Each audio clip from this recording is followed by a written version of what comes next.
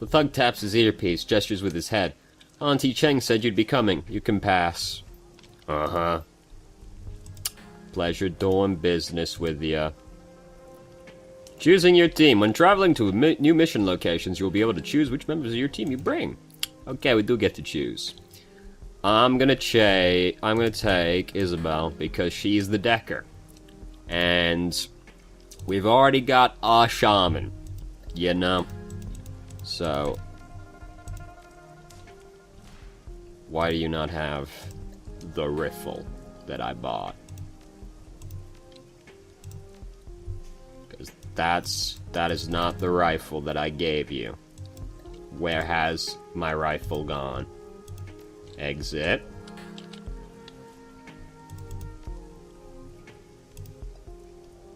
It's there.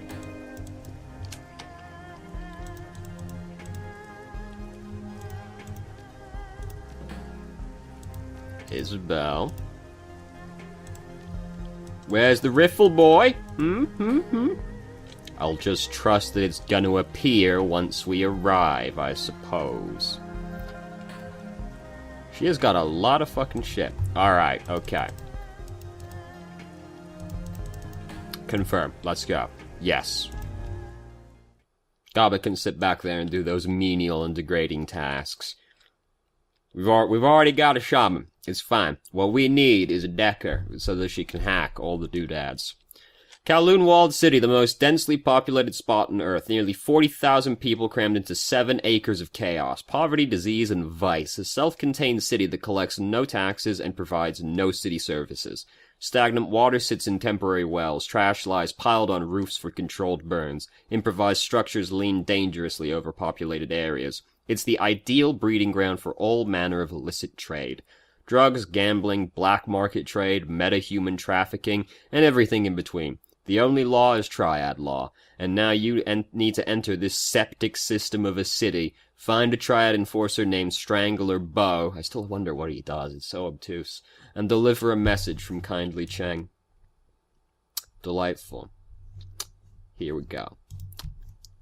Duncan, take the riffle. I like how it's just all fucking locked. Can't take nothing off anyone. Alright, let's go.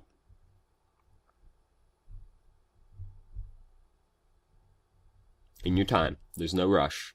Please.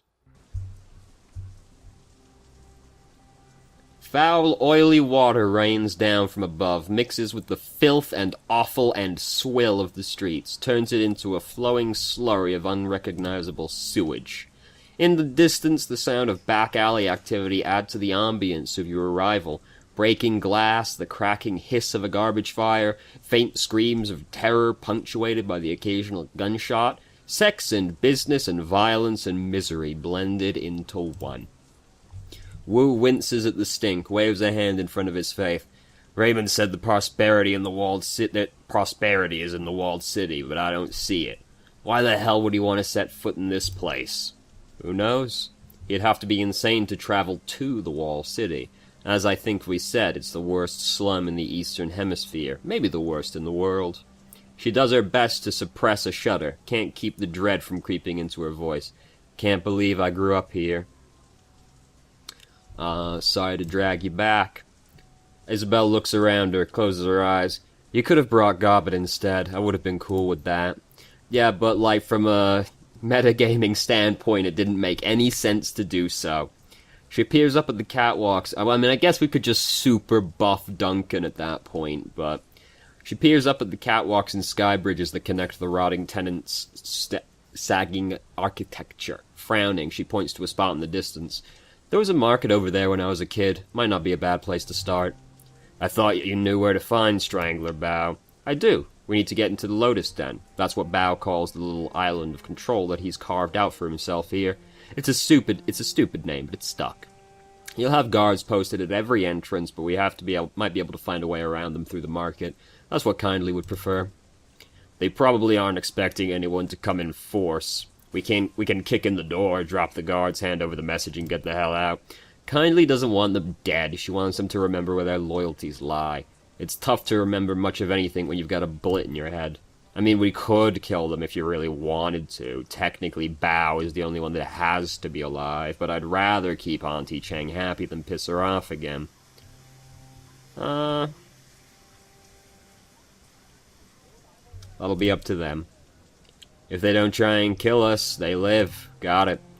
Let's get this done.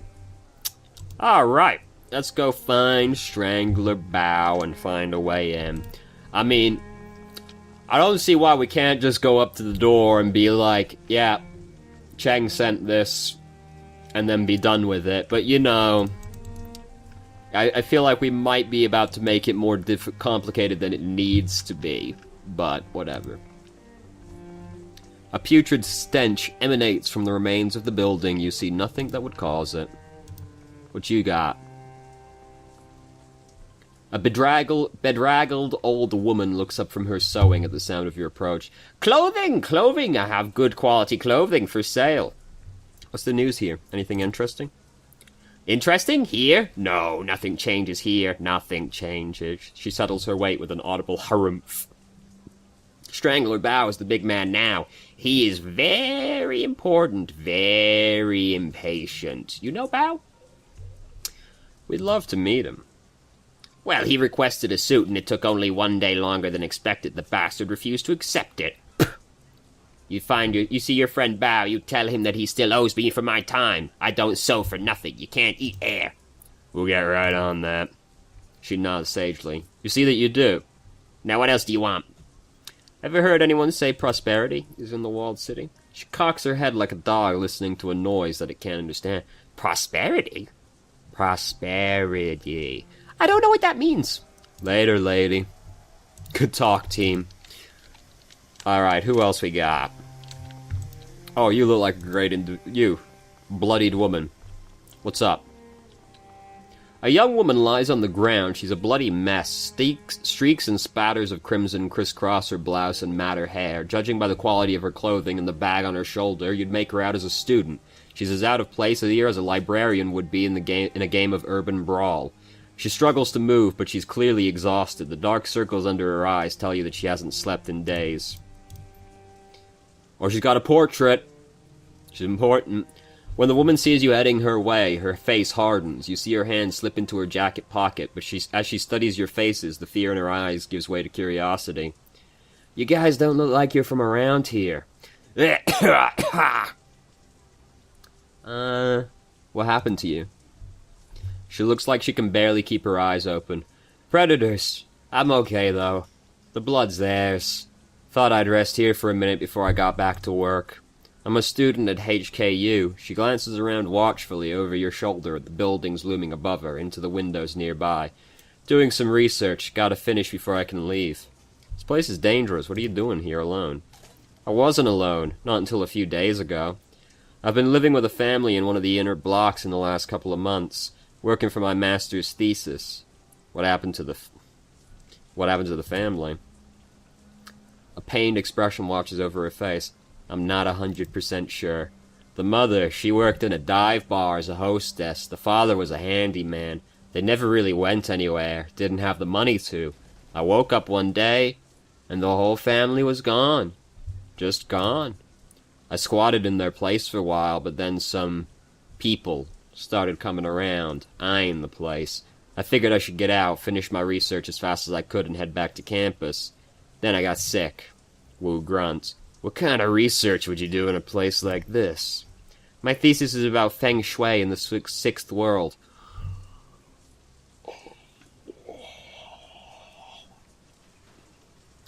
Okay. This was the right place to do it, the only place to do it. Otherwise I wouldn't be here. Still, are you attempting to fire? Alright. What does feng shui have to do with a slum?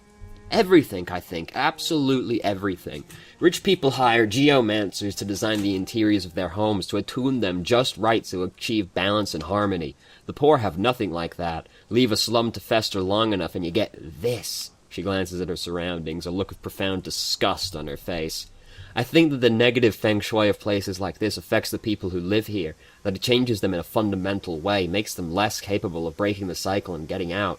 That's what I'm trying to prove.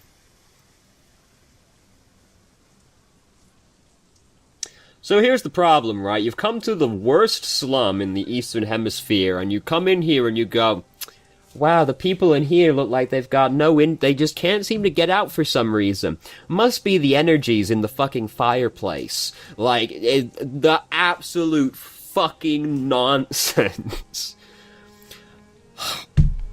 Why don't they just buy more money? I don't understand. It seems so simple.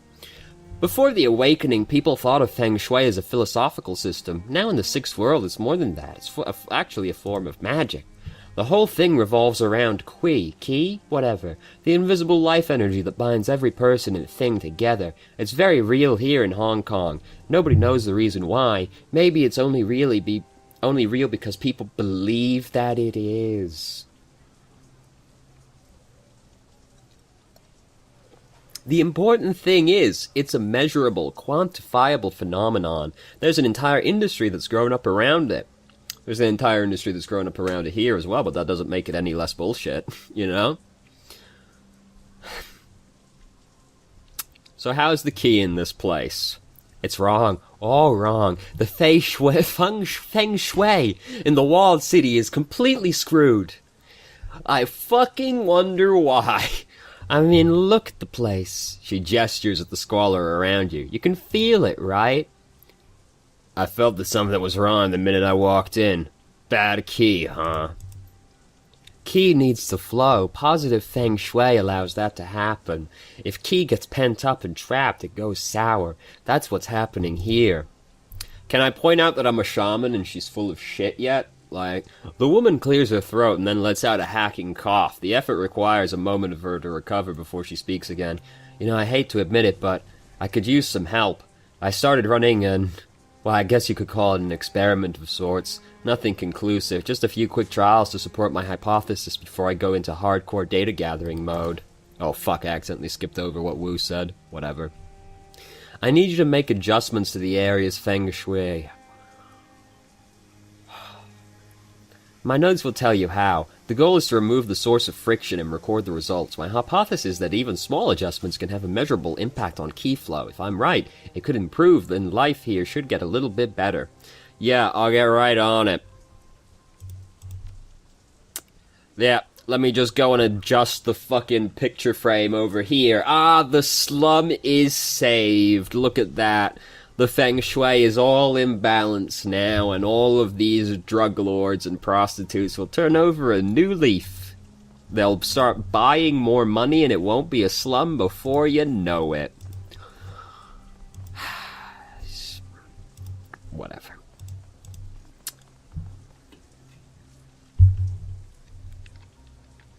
Fucking college student, fucking university student comes in here and is like, oh, the feng shui in this slum is so terrible. Oh my goodness.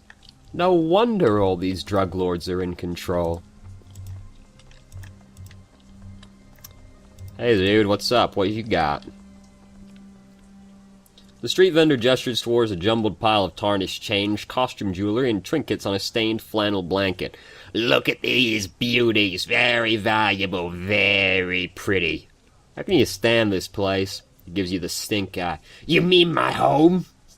The vendor softens, becomes wistful. In my experience, you can get used to anything, regardless of how horrible it is. It just becomes normal after a while. But this place is getting worse, no question about it. It's probably the feng shui, if I had to guess. Last 20, 30 years, it's been nothing but downhill ever since that picture frame became slanted in the wrong way. Nothing goes right here. Maybe you can change that, though, by buying something. Ever heard someone say prosperity is in the walled city? No, that's not something that someone would say around here. Show me what you got. Dude, he's got fucking fetishes. Then that's it. It's a shame I've got no fucking money. Or shit to sell, really, because none of this stuff is super worth selling. I mean, you know, I don't want to sell my spells, obviously.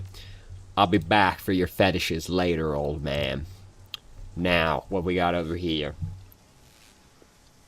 Thank goodness I have an intelligence of 2. Wires are sparking dangerously just above the doorway. Patch the worn out wire coating. A quick patch job with some nearby waste rubber leaves the wires safe once more. Thank goodness. Oh, look at that. The feng shui from this fucking broken electrical outlet was all the problem. How about that? The feng shui will be good in no time. Look, here's some dragon lines. A powerful source of ki. Oh, look, there's the lotus stem. That was easy to find. How about that? Alright, is this the feng shui? The market stall has been picked clean, the owner replaced by a pool of dried blood.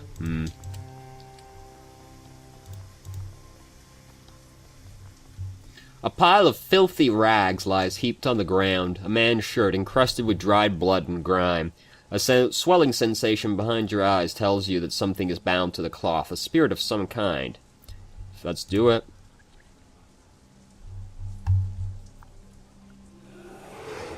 Well, hello, Satan. How are you?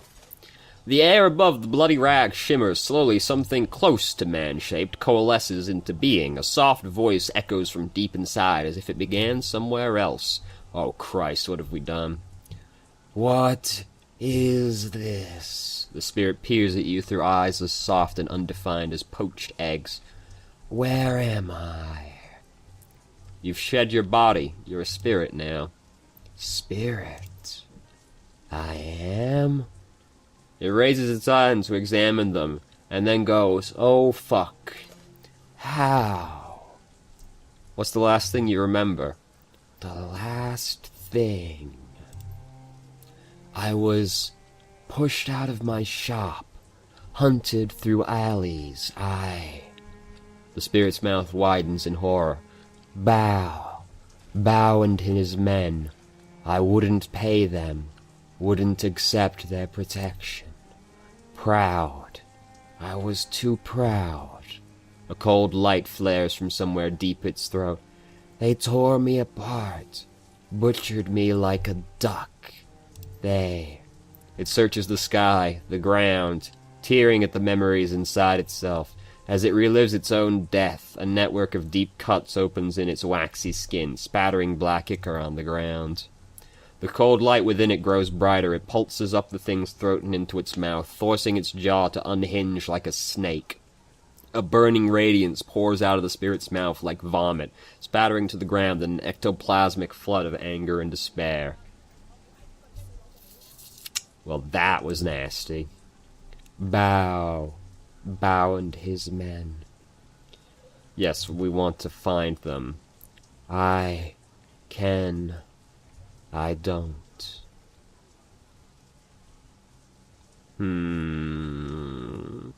You could take out Bao's guard, give them some of what they gave you. Yes! Revenge. The resonance of the words penetrates you, scrapes at something inside you. Look, yo, I didn't do it. The spirit did it. Wait, maybe you should let all that hatred go. I was sort of thought that this might, like, slide around it. You know, we didn't do it, the spirit did it. But apparently, no, the game's a little too smart for me. Could you get me into the Lotus Den peacefully? The spirit's eyes roll in its head and it shudders, struggling to let the passion dissipate. I had a friend. It squeezes its eyes shut as it struggles to remember. A smuggler of animals. He had a space. Hidden. Secret. Yes, spirit. Tell me about the secret space. An entrance. In the sub-levels. A chute. A door. Red paint. And numbers. 5465. Thank you, spirits. 5465.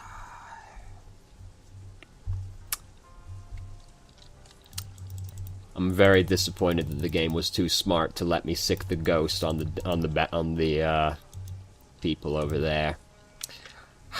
Oh well. So, probably don't want to just walk up to those boys over there if I had to guess. You know, there's just a bit of suspicion that I've got that it wouldn't go over super well. Can we get over here? Apparently not, because the pathfinding can't find a way to resolve it. We could go over this way earlier, though, right? Come on, boys. All the way back across the map. Yep, don't worry, I'm on the feng shui. It's all good. Can we go over here?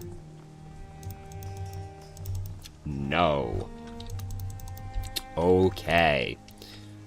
So where are the sub-levels, though? Because, I mean, it's just a suspicion I have that we shouldn't go up to the guards right in front of the Lotus Den, but there don't seem to be that many ways to go, really. I ain't seeing no red door just yet.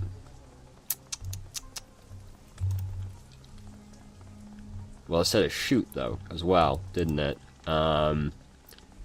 Like, you can hold down Alt and it shows you all the interactables in the environment, and kind of nothing's showing up, so... Well, this guy's got animal cages everywhere, though, so, like, logically, this should be, like, where the shoot is, because, you know... Can we go up here? No? Alright. Alright, I'm gonna risk an approach. Oh, wait. We can slip by. No one suspects a thing. I'm not gonna talk to that boy. That's just gonna start a fight, I'm certain of it. You gentlemen look like you're having an amicable discussion over here. You come upon a heavily muscled triad soldier screaming at a bearded old man holding a bleeding nose. The punk wags a cheap disposable cred stick in the old man's face. This? The bright plastic case would look cheerful if it weren't smeared with blood. This isn't enough. You've got two options, old man. You can find a way to pay me all the money, or you can drag your bony ass deeper into the wall, find a spot for yourself there with the pimps and the predators. That should be a nice use for you. Your choice. Old man wails. It's not fair. I can't just pack up and leave. I've been living here 22 years, and I... Is this how it's gonna be? He rolls his burly shoulders. Fine by me. Oh, you scum. It didn't even give me the opportunity to fuck him up. He's out cold. Oh, there he goes. I wanted to fuck him up, but I was not given the opportunity. Alright. I've been burning for some time. The smell is awful. Walk away. Alright. Guess we'll come back to that at a later time. Nothing else over here. Alright. Can we get up there? No. What we got over here? You got anything? You want to talk? No? Can't get over there? Nope. Nope. Alright, fine. Let's go over here then. All this shit looks like it's interactable, but no. Bucket of sand. Oh, perfect! That'll help us fix the feng shui over here. Let's go. Solve the puzzle, boys. Yeah. The flames are stifled beneath the dirty sand and soil from the bucket. Wonderful. We got some indication on what the other one is. Apparently not, because clicking on it yields nothing. Alright, we're going to the lower levels.